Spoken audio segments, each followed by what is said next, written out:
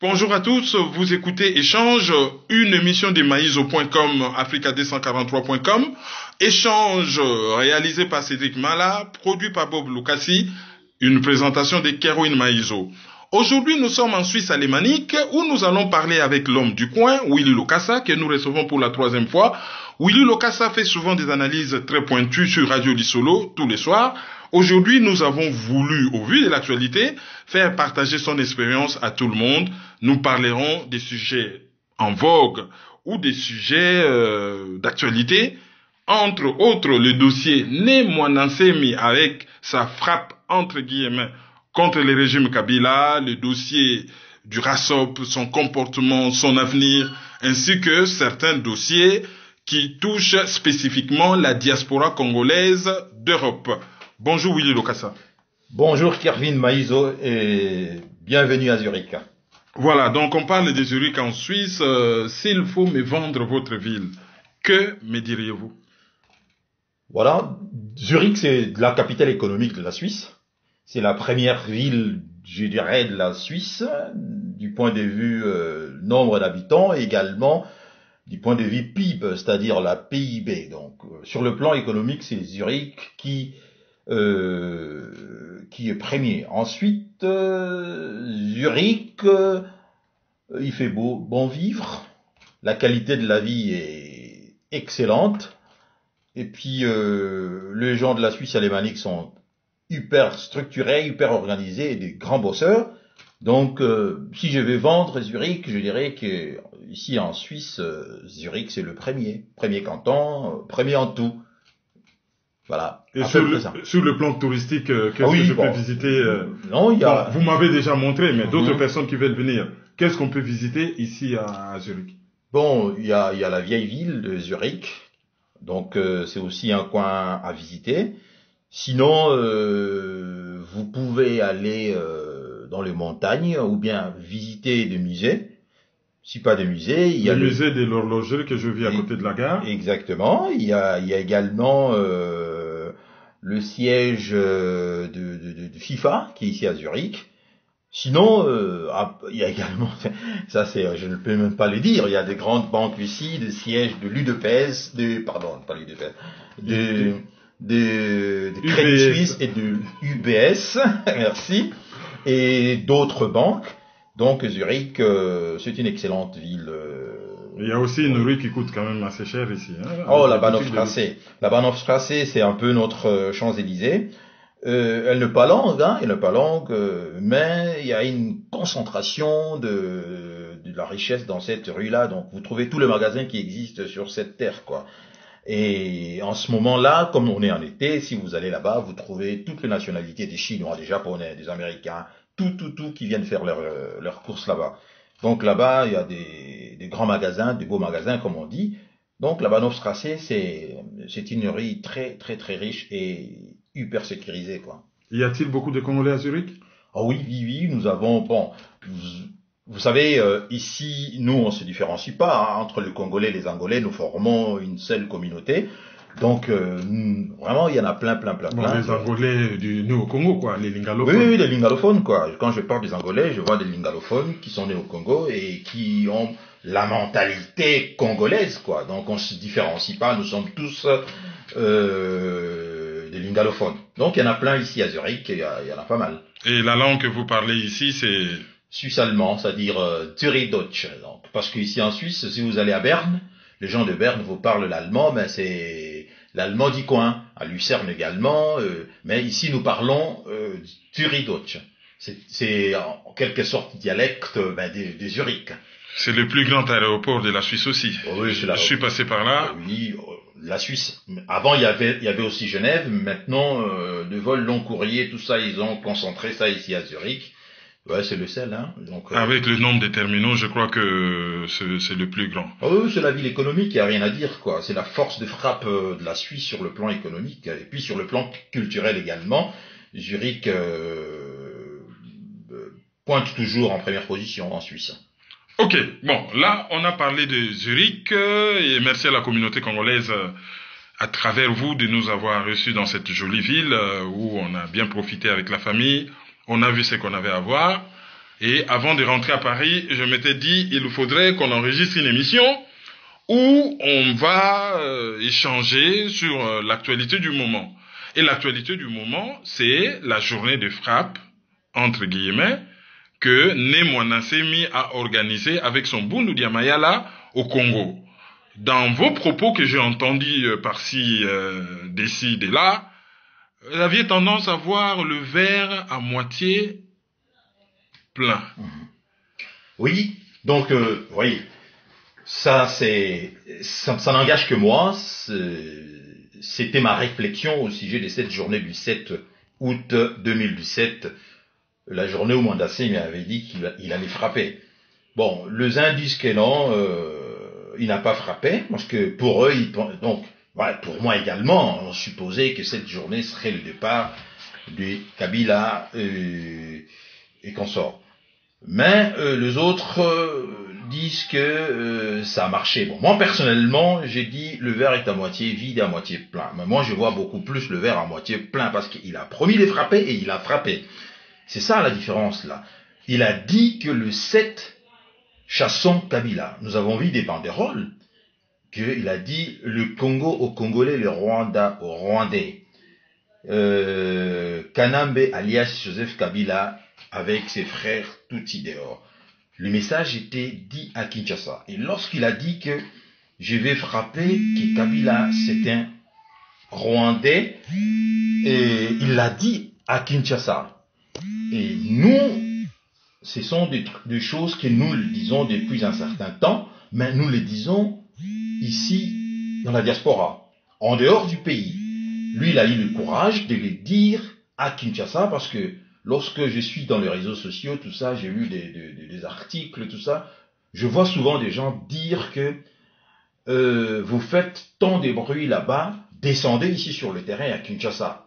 Mais lui, il est sur le terrain, il a pris ses courages entre ses deux mains et il a dit ce qu'il a dit. Il a donné une date et cette date a été respectée. Voilà pourquoi je dis que le verre est à moitié plein en ce qui me concerne moi. Mais d'autres aussi, par exemple les RASOP, ils ont donné des dates dans le passé, les événements ont eu lieu, il y a eu mort d'homme. Pourquoi l'événement de Némona Nsemi revêt-il un caractère particulier dans vos propos? Non, pas du tout. Particulier parce que c'est la période qui fait à ce que le propos ou bien l'événement de Némona Nsemi soit aussi important ici dans la diaspora et au pays. Parce que vous savez très bien, depuis la disparition du feu Étienne Tshisekedi, ça va faire aujourd'hui, je crois, 6 mois, 7 mois, la classe politique, ou bien sur le plan opposition dans notre pays, il y a comme un vide. Chacun essaye maintenant à sa façon de se positionner par rapport à la disparition de Messier Tshisekedi. Et Némona Nsemi, ayant compris cela, il a lancé un message et il a tenu bon. Voilà pourquoi moi je dis que nous devons féliciter et applaudir de deux mains le compatriote, quand bien même par le passé, ses propos ont prêté à confusion ou bien ont créé pas mal de polémiques. Vous pensez à des propos de nature séparatiste ou disons xénophobe que monsieur Némona Nsemi aurait tenu dans le passé? Pas seulement ça, je pense également aux propos, par exemple, lorsqu'il a dit glissons ensemble avec Kabila, donnons à Kabila 3 ans de transition et glissons ensemble avec lui. Ce sont des propos qui ont créé dans la diaspora et au pays beaucoup de réactions, des réactions vraiment très très épidermiques et puis violentes, et nous avons senti ça que Némona Nsemi était un peu atteint par ces réactions. C'est la raison pour laquelle il a essayé de se justifier, et cette fois-ci, je pense que il a promis et il a réalisé. Pour moi, je pense même pas. Je vois ce qu'il a fait sur le terrain. Parce qu'on peut critiquer, on peut dire que on s'entendait qu'il frappe, c'est-à-dire qu'il chasse Kabila. Mais pourquoi moi je vois le verre à moitié plein? Il a dit aux Congolais, il a donné une date. Et à cette date, nous avons vu des maquistes sur le terrain, des sortir dans le rue de Kinshasa. Mais les Quinois étaient comme des spectateurs, ils ont regardé les autres faire, le pays appartient à tout le monde.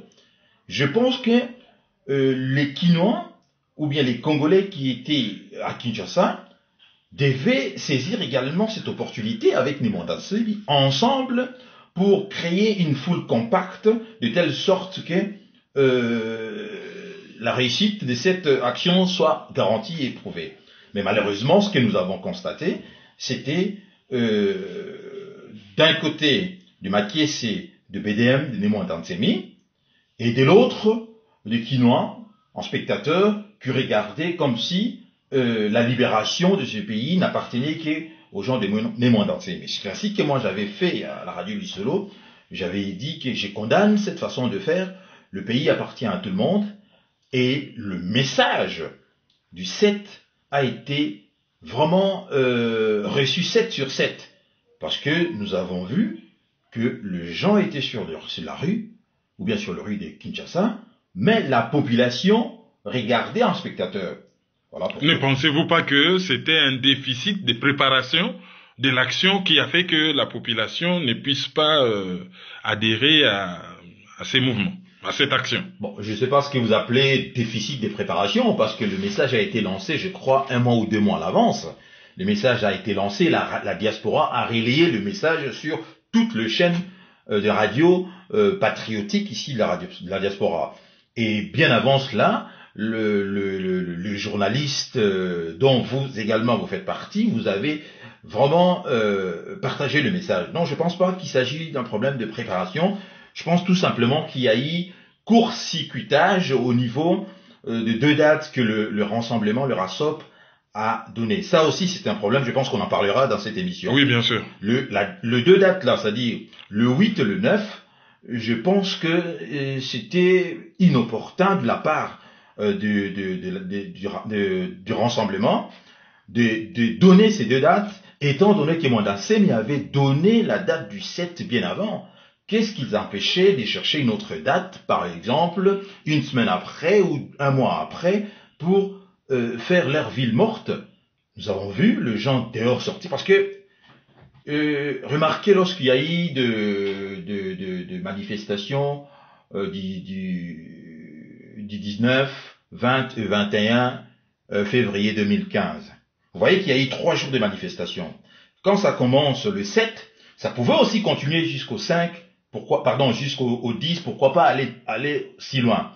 Mais lorsque les adeptes des Bundu Diamaya, des Nemwanda Nsemi sortent pour manifester, mais vous, le 8, vous demandez est-ce qu'il y ait journée ville morte? Vous voyez, qu'est-ce que ça fait? Les gens sortent, et le 8, il n'y a personne dans la rue. Donc, je pense que le message du rassemblement était tout simplement malvenu, et c'est ces messages-là qui a court-circuité, la détermination des adeptes, des Quinois ou des adeptes de Nemwanda Nsemi, qui, eux, ont respecté le mot d'ordre. Selon vous, ces court-circuitages étaient-ils volontaires ou c'était une erreur de stratégie? Oh, je pense vraiment que c'était volontaire, je l'ai dit sincèrement, c'était volontaire. Pourquoi? Parce que je viens de vous dire que depuis la disparition de Feu Etienne Tshisekedi, le terrain, c'est-à-dire sur le terrain, il n'y a pas un leader capable de fédérer tout le monde. Félix Tshisekedi, il a profité de l'aura de son père, du nom qu'il porte. Ça, on peut pas le condamner sur ça. Il est le fils de son père, donc c'est tout à fait normal. Il a profité de ça, mais on voit très bien que il n'a pas le charisme, il n'a pas cette étoffe-là pour, remplacer ou bien occuper l'espace opposition. Et Nemwanda Nsemi a compris cela, et il veut s'engouffrer là-dedans. Donc je pense que maintenant, ce que nous avons vu, la date du 8 et le 9, c'était tout simplement pour ne pas laisser à Nemwanda Nsemi le terrain vide, pour ne pas, faciliter la tâche à Nemwanda Nsemi, et essayer de torpiller les actions faites par Nemwanda Nsemi pour que le rassemblement et l'UDPS reste toujours le premier ou bien dans le cœur des Congolais. Or, nous ici dans la diaspora, pas seulement dans la diaspora, j'ai regardé pas mal de vidéos, j'ai lu des posts, j'ai lu des articles, j'ai vu que les Congolais aujourd'hui sont tellement informés, ils ont, comment dirais-je, ils ont condamné cette façon de l'UDPS et de Rassemblement de faire les choses. Ils ont d'ailleurs dit, pardon, nous avons par le passé fait des villes mortes, et ça n'a rien donné comme résultat. Et là où nous sommes aujourd'hui, des villes mortes, je pense qu'on doit un peu mettre ça de côté. C'est la raison pour laquelle aujourd'hui, on voit que sur le terrain, c'est Mwanda Nsemi qui a la faveur des Congolais de Kinshasa et de la diaspora. Disons les choses telles qu'elles sont. Je vois les uns traiter Mwanda Nsemi d'illuminé. Mais moi, j'ai dit que, je paraphraserai, pardon, Deng Xiaoping, qui a dit quelque chose de très très important. Peu importe que les chats soient noirs ou gris, pourvu qu'il attrape le souris. Voilà où nous en sommes aujourd'hui. Peu importe que Mwanda Nsemi soit illuminé ou, comment dirais-je, comme on dit, leader politico-mystérieux et consort, mais à partir de moment, lui, il dit des choses et nous voulons tout chasser Kabila. Et lui, il a dit ça, donc je pense que les Congolais de la diaspora et de Kinshasa ont compris et l'ont soutenu. Voilà pourquoi je dis que si c'était un message lancé par le rassemblement de l'UDPS et le RASOP, on aurait applaudi de deux mains. Nous sommes dans une situation où n'importe qui lancerait un message pour chasser Kabila de notre pays. Ces messages seraient applaudis par des Congolais. Qu'il s'agisse des Mwanda Nsemi ou bien des syndicats de Kolo. Aujourd'hui, avec son mouvement Les Congolais debout, vous voyez que le Congolais adhère massivement parce qu'ils en ont tellement ras-le-bol avec le pouvoir des Kabila et les gens n'en veulent plus. Voilà un peu le raisonnement que j'ai tiré. C'est les rassemblements qui a court-circuité un peu l'action ou les actions des Bundu Diamayala. Et aujourd'hui, ici dans la diaspora, les gens sont vent debout contre cette stratégie de l'UDPS et du RASOP. Et je pense que là où ils sont tellement sous pression qu'ils doivent reconnaître, parce que j'ai regardé des vidéos. Je vis une vidéo des combattants de l'UDPS à Kinshasa. J'ai également vu des vidéos ici dans la diaspora où les gens qui soutiennent le RASOP, qui ont dit clairement que non, cette stratégie ne nous avance à rien. Il est temps que nous changions notre fusil d'épaule.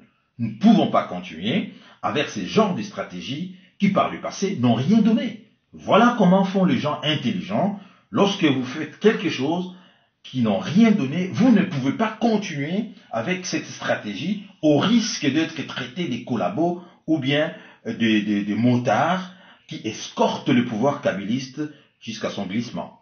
Alors, la question qui me vient à l'esprit, est-ce que les gens sont-ils seulement contre la stratégie du rassemblement ou le problème, il est beaucoup plus profond? Les problèmes se situent peut-être au niveau de la structure même du rassemblement. Alors, dans les rassemblements, est-ce que c'est la stratégie qui pêche ou c'est la nature même du rassemblement qui pêche? Qu'en pensez-vous? Ah oui, je pense qu'il y a tout dans votre question. Hein. Il y a tout dans. Je pense que les rassemblements est dans l'impotence stratégique. Non seulement ils sont à court de stratégie, mais également la composition du rassemblement crée problème pour un certain nombre de Congolais. Les problèmes de notre pays, les problèmes congolais est un problème ophtalmologique. C'est-à-dire, nous devons avoir une grande vision. Les gens ont perdu la vision périphérique. Si vous regardez ceux qui dirigent ou bien ceux qui font partie du rassemblement, en commençant par Moïse Katumbi, en passant par Pierre Lumbi et le G7, vous verrez que tous ces gens-là ne sont pas dans ce rassemblement qu'ils ont d'abord commencé à Genneval pour l'intérêt des Congolais. Les Congolais ont compris que ces gens-là du G7, de Olivier Kamitato, de Moïse Katumbi, de Pierre Lumbi et les autres ont toujours été du côté de l'oppresseur. Ils ont toujours profité du Congo, mais l'intérêt des Congolais ne les intéresse pas. C'est la raison pour laquelle votre question révèle les deux aspects, et la stratégie et les personnes qui font partie de ce rassemblement. Alors, la stratégie maintenant, c'est quoi? Du point de vue stratégique, nous savons tous, enfin, moi je le sais que Félix Tshilombo Tshisekedi a fait son choix. Son choix, c'est quoi? Il a opté pour le ville morte parce que c'est tellement facile pour lui de convoquer une ville morte en lieu et place de faire des sorties ou bien de marches. Tenez, en date du 4 avril, alors qu'il a convoqué une journée ville morte qui était à peu près risquée, pardon. Une journée de manifestation plutôt. Une journée de manifestation qui était risquée.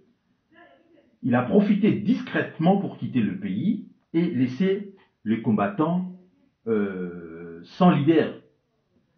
Et lorsqu'il est parti, naïvement, le pouvoir a profité sur ça pour dire, regardez, c'est lui qui vous a envoyé, qui vous a demandé de sortir, lui il a quitté le pays, justement parce qu'il ne veut pas prendre des responsabilités, il ne veut pas être un chef, c'est-à-dire, il vous envoie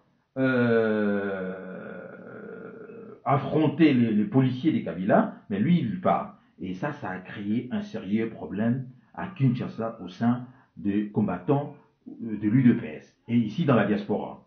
Et ensuite, dans la Jeune Afrique numéro 2943, du 4 au 10 juin de cette année, Félix Tshisekedi a dit lui-même qu'il préfère, il ne souhaite pas que les Quinois risquent leur peau, attendez très bien, hein, leur peau à chaque manifestation. On ne doit pas exiger d'eux qu'ils aillent opposer leur torse nu au canon, assure-t-il. Mais lui, il préfère à ce que la communauté internationale fasse pression sur Kabila pour que la communauté internationale lui mette le pouvoir un peu sur la table, quoi. Donc, son choix, c'est ainsi que vous voyez que là, par rapport au mot d'ordre de Mwandatsemi, lui, il a choisi tout simplement de lancer des villes mortes parce que son choix, il sait très bien que des villes mortes, c'est facile parce que une fois que vous faites de villes mortes, c'est-à-dire les gens restent à la maison, c'est tellement facile. Kabila également, il va dire quoi? Nous avons connu ça avec Mobutu, à chaque fois qu'il y avait des villes mortes, Mobutu disait aussi que bon, ville morte, oui, moi aussi, je suis à la maison, je suis chez moi, je fais aussi ma ville morte. Bureau, donc je ne reçois personne. Et qu'est-ce que ça a donné comme résultat? C'est ainsi que, ici dans la diaspora, les gens se sont levés contre cette stratégie. Donc, l'UDPS doit revoir sa stratégie ou bien ses stratégies, parce que là, nous voyons tout simplement qu'il y a un flottement, ils sont dans l'impotence stratégique. Et ce qu'il a fait, le fait qu'ils ont programmé deux journées ville morte, le 8 et le 9, ce n'était pas pour les gens du rassemblement, notamment son président, Félix Tshilombo, une façon de tenir parole, parce qu'il avait déclaré déjà il y a une année et demie, à peu près 2 ans, il avait déjà déclaré que la stratégie de l'UDPS, c'est la non-violence. Toute personne qui, disons, s'élèvera contre Joseph Kabila, les trouvera sur son chemin. Peut-être qu'il tient parole parce que Némoinansé a voulu s'élever et ils se sont mis sur son chemin. Oui, c'est pas faux, c'est pas faux. Là, vous m'en renvoyez maintenant à évoquer une vidéo ou bien de propos de Félix Tshisekedi qui ont créé un tollé ici dans la diaspora lorsqu'il a dit que, à la question, parce que j'ai revu à plusieurs reprises, j'ai vu une confusion dans les réseaux sociaux, les uns disaient que non, il n'a pas tenu ses propos, les autres disaient que non, il a déjà rectifié, il a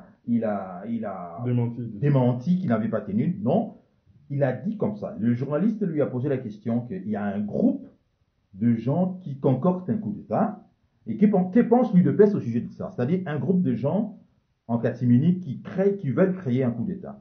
Et lui, il a répondu, il a dit que nous, notre stratégie, c'est-à-dire la stratégie de l'UDPS, est, comme vous venez de le dire là, non violente. Quiconque qui oserait attaquer les institutions ou bien prendre le pouvoir d'une manière non démocratique trouvera l'UDPS et Félix Tshisekedi sur son chemin. Alors la question est maintenant, est-ce que Joseph Kabila a pris le pouvoir d'une manière démocratique? Point d'interrogation. Une autre question, quel est le problème de Félix et l'UDPS si un groupe de gens veulent renverser Kabila? Quel est son problème? Pourquoi lui veut empêcher ces groupes de gens de renverser Kabila? Ça, c'est une autre question.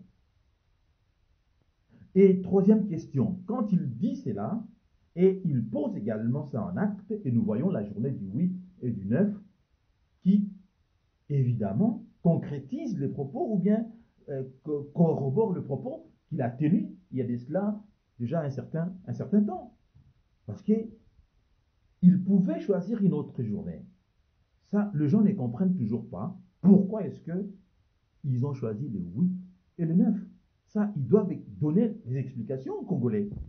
Alors, vous avez évoqué quelques vidéos. Que pensez-vous de la dernière sortie lors d'une matinée politique de M. Valentin Moubaké? Ah oui, je regardais également Valentin Moubaké. Je regardais cette vidéo que j'ai vraiment beaucoup appris. Le rôle d'un homme politique, c'est de souffler sur la braise pour que le feu tienne. C'est-à-dire que Valentin Moubaké nous a révélé quelque chose de très important au sujet du rassemblement et de RASOP.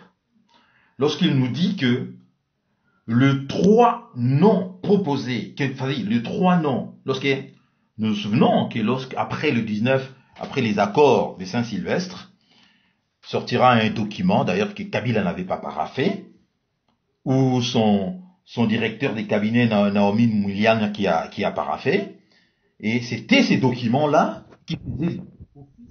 Alors, lorsque vous parlez du rassemblement, c'est un sujet extrêmement clivant. Il y a deux catégories de personnes qui vont réagir. Ceux qui seront d'accord avec vous et ceux qui seront pas d'accord avec vous. Mais du côté de ceux qui ne seront pas d'accord avec vous, il y a un mode de fonctionnement tellement particulier que vous êtes à l'origine d'un vocabulaire qu'on leur colle aujourd'hui, les talibans. Comment jugez-vous les comportements des uns et des autres lors des derniers événements, je veux dire, des web téléspectateurs, des autres Congolais qui observent comment ça se déroule au niveau de la scène politique, surtout ici dans la diaspora? Oh, vous savez, le cardinal de Retz disait, on ne sort de l'ambiguïté qu'à son détriment. Au fait, le genre de l'UDPS, ou bien, je suis désolé, c'est une frange de gens que je continuais à traiter de talibans. Et ces gens-là se sont rendus compte, ils ne sont pas des idiots, au fait. Ils ont compris que leur stratégie, la stratégie du 8 et le 9, c'était une mauvaise stratégie. Ils essayent maintenant de colmater le brèche, tout simplement, en argumentant contre-courant. Alors, dans leurs arguments, ils essayent de taper sous la ceinture, d'intimider les gens, et ce genre de comportement, nous les avons déjà compris. Alors, nous dénonçons cela et nous disons que ils doivent, en fait, il faut que ces gens comprennent que la stratégie menée par l'UDPS et le rassemblement, cette stratégie ne va pas nous amener à chasser Kabila du pouvoir. Point barre. Il n'y a pas à faire bac plus 50 pour comprendre que cette stratégie de ville morte, des désobéissances civiles, ou bien que les gens ne payent pas, comme j'ai entendu ici et là, leur facture d'électricité ou de la régie des eaux, tout ça, c'est ça qui va faire en sorte que Kabila quitte le pays, quitte le pouvoir. Non. Mais pourquoi est-ce que ces gens continuent tout simplement à soutenir ces genres de gens ou ces genres de stratégies? Alors c'est là où maintenant, je dirais que il y a la notion maintenant de tribalisme qui rentre en ligne des comptes. Vous remarquerez que dans les commentaires, dans les réseaux sociaux, les gens qui soutiennent ça, vous allez voir que, je suis désolé, ils ont leurs connotations un peu de nos frères du Kasaï. Je ne veux pas dire que tous nos frères du Kasaï soutiennent ce genre de choses, non. Je sais très bien qu'il y a vraiment la majorité de nos frères kassaïens sont contre la stratégie de Tshisekedi et de l'UDPS. C'est ainsi que nous avons entendu cette maman qui est du Kasaï fustiger Félix Tshisekedi et renchérir également sur notre vidéo pour condamner les méthodes de l'UDPS et du Rassemblement. Voilà pourquoi vous voyez aujourd'hui qu'ici dans la diaspora, aujourd'hui là où je vous parle, même je vis également une vidéo de Bokechu et de Esso qui sont du Rassemblement, mais qui demandent à ce que les rassemblements revoient un peu la copie des marches des villes mortes. Donc, ces comportements-là de nos frères que je traite de talibans, je pense que ça ne nous impressionne plus. Ils n'ont pas d'autre façon de faire. C'est tout simplement des gens qui sont à court de raisonnement, à court d'arguments, et ils essayent maintenant, comme de mafieux, à imposer la force dans leurs propos ou bien la violence dans leurs propos. Voilà comment je dis que ils sont dans l'erreur et ça ne marchera pas parce que aujourd'hui la majorité des Congolais a montré que il est pour Mwandantsemi, pas parce que ils aiment Mwandantsemi, non, parce que la majorité des Congolais a compris que fini les hommes de l'ultime recours, place aux hommes de premier secours. Vous comprenez? Voilà ce que je peux dire sur ces sujets-là. Fini les hommes de l'ultime recours, place aux hommes de premier secours. Ça peut être Syndicat de Kolo, ça peut être Matungulu, ça peut être Honoré Ngwanda, ça peut être Félix Tshisekedi, pourquoi pas. Les Congolais vont soutenir cette personne-là. Merci. Alors, vous avez parlé des syndicats de Kolo. Vous m'avez tendu une très belle perche. Il vient de mettre en place un mouvement debout congolais. Que pensez-vous que ce mouvement aura comme impact dans la situation actuelle du pays? Parce que là, on voit un acteur proche du rassemblement qui met en place son propre mouvement, lequel mouvement peut bouleverser l'échiquier politique actuel. Ah oui, j'ai regardé la vidéo bien faite de notre confrère Syndicat de Kolo, avec son mouvement qui vient de créer le Congolais du Sud. Je l'ai dit là, dans l'interview, je l'ai dit, pourvu, peu importe que les chats soient noirs ou gris, pourvu qu'il attrape le souris. Voilà, donc peu importe que ce soit Syndicat de Kolo, Mwandantsemi, pourvu qu'il attrape le souris. Le but pour le Congolais aujourd'hui, c'est que Kabila dégage. Kabila quitte le pays, Kabila quitte le pouvoir. Alors, Syndicat de Kolo, sa démarche, j'étais parmi les premiers dans la radio Lissolo où j'ai soutenu sa démarche. Mais lorsque j'ai vu qu'il a commencé comme faire allégeance ou bien associer dans sa démarche de Moïse Katumbi, là je me suis tout de suite ressaisi. Je me suis dit non, là ça devient sérieux. Et les gens aussi ont montré à Syndicat de Kolo que vous seuls nous allons vous soutenir, mais avec ces gens du rassemblement ou Moïse Katumbi, niet. Maintenant on voit la vidéo avec le mouvement Le Congolais debout. Je pense s'apparente également au mouvement Nuit debout à Paris. Et le message que j'ai entendu là, c'est très bien. Mais maintenant, ce qui compte, nous voulons des actions sur le terrain. Nous ne voulons plus rester comme ça, et des spectateurs, regarder Kabila, et nous ici dans la diaspora, passer dans des émissions, faire des analyses, tout ça. Le revenu où nous voulons des actions.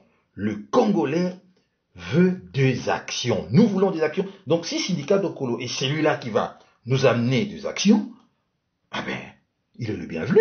Pensez-vous qu'il soit vraiment l'homme de la situation? Très bonne question, très bonne question. Nous savons l'importance que joue l'Angola dans les conflits ou bien dans les affaires de notre pays. Et nous savons la proximité des syndicats de Kolo par rapport au pouvoir de l'Angola.